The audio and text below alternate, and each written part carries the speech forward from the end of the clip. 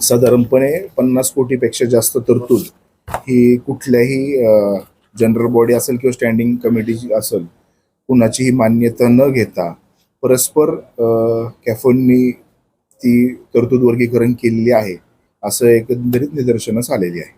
साधारणतः आपण जर बघितलं तर हा प्रकार जो आहे काय 420 नुसार गुन्हे दाखल करण्यात येणार आहेत का, काय भूमिका असणार? आता आज ही सगळी माहिती भेटल्यानंतर आज मी त्वरित आयुक्त साहेबांना, कमिशनर साहेबांना याचं पत्र देणार आहे माझं, की बाबा ह्याची सखोल चौकशी व्हावी की कुठल्याही कमिटीच्या मान्यतेनुसार मान्यता नसताना देखील कसं काय तुम्ही तरतूद वर्गीकरण करू शकला आणि कसं काय तुम्ही तरतूद वर्गीकरण केलं.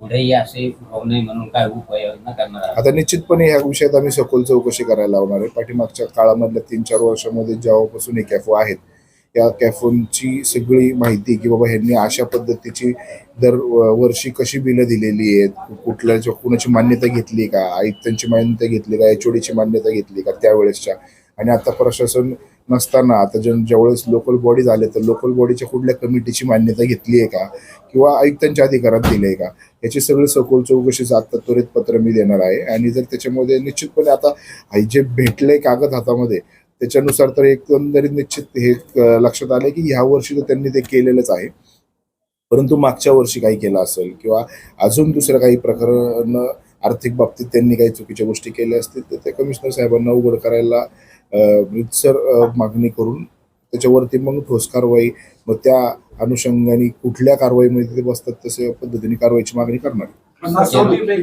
नेमकी कशी केली आहे? नगरसेवकांच्या सह्या घेतल्या, HODींना विचारलं दिसत नाही, किती ठेकेदारांना ही बिल आलं, नेमका प्रकार सांग. आता ह्याच्यामध्ये त्यांनी काय केलंय की बाबा सगळ्यांचीच फसवणूक ह्याच्यामध्ये झालेली आहे.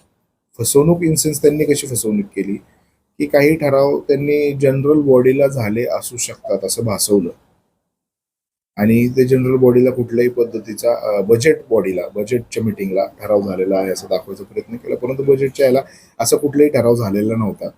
त्याला आम्ही व्हेरीफाय नगर सचिवकडून आम्ही करून घेतलेला आहे, त्यांची पोच त्याच्यावरती घेतलेली आहे की ॲक्च्युली कुठला ठराव झाला होता. आणि त्याच्यानंतर ज्यावेळेस आम्ही मार्च एंडला स्टँडिंग मीटिंग जी आमची झाली त्या मीटिंगमध्ये देखील हा कुठलाही ठराव झालेला नाही आहे.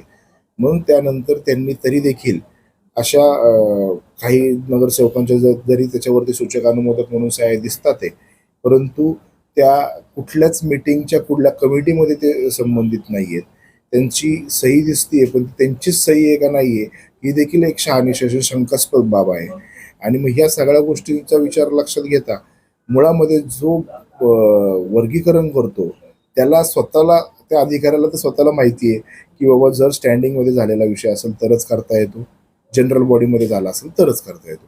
त्यांच्याकडे जनरल बॉडीच्या किंवा बजेट मीटिंगच्या मध्ये झालेल्या जे विषय होते सगळे उपसूचना याची पेपर माध्यमांना देखील प्रसिद्धी 25-26 तारखेलाच देण्यात आलेली आहे. त्याच्यामुळं 26 तारखेच्या ज्या पेपरला आलेल्या बातम्या आहेत त्याच्यामध्ये जी उपसूचना आहेत ह्याच्यामध्ये देखील याच्यातली कुठलीच उपसूचना नाही. मग हे कागद जे आहेत हे स्पष्ट दिसतात की ह्या कमिटीत पण नाही झालं, त्या कमिटीत पण नाही झालं, नगर सचिवांनी पण ते मान्य केलं. त्याच्यामुळं हे पेपर बोगस आहेत आणि या बोगस पेपरच्या आधारे त्यांनी बिल अदा केली.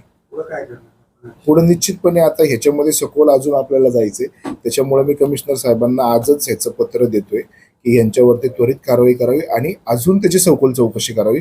इथून पाठीमाग आपण काय केलंय आणि काय काय गोष्टी आपल्या बँकेच्या, आपल्या FDs महापालिकेच्या बऱ्याचशा आहेत. आज FDs मध्ये पण काही चुकीचं काही कुठं काही केलंय का, त्याच्यामध्ये जे उत्पन्न आपल्याला FDs मधून अपेक्षित आहे तेवढंच येतंय का, काही बँकांना त्यांनी इन्व्हाइटच नव्हतं केलं FDच्या कॉम्पिटिशनला. मग असं जर झालं असेल तर येणाऱ्या काळामध्ये अशा बँक्सला आपण इन्व्हाइट करून आपल्याला महापालिकेला कसं FDवरचं जे व्याज आहे ते कसं वाढेल आणि महापालिकेला याचा कसा फायदा होईल याच्यासाठी प्रयत्न करायचा आहे. मग त्यासाठी कमिशनरांनी याची सखोल चौकशी करणं आवश्यक आहे. हे आता प्रकरण समोर आले, प्रशासन काळामध्ये असे काही प्रकरण घडले का तुम्ही खोलात जाणार आहात? निश्चितपणे तुम्हाला मी आता तेच सांगितलं की मागील 4 वर्षामध्ये 3 वर्षामध्ये जे अशा पद्धतीची बिलं झाली असतील किंवा अशा काही चुकीच्या गोष्टी घडल्या असतील ते निश्चित आम्हाला तुम्ही सांगावे. 50 कोटीपेक्षा जास्त किती दिवसात बिल आला? 2 दिवसामध्ये.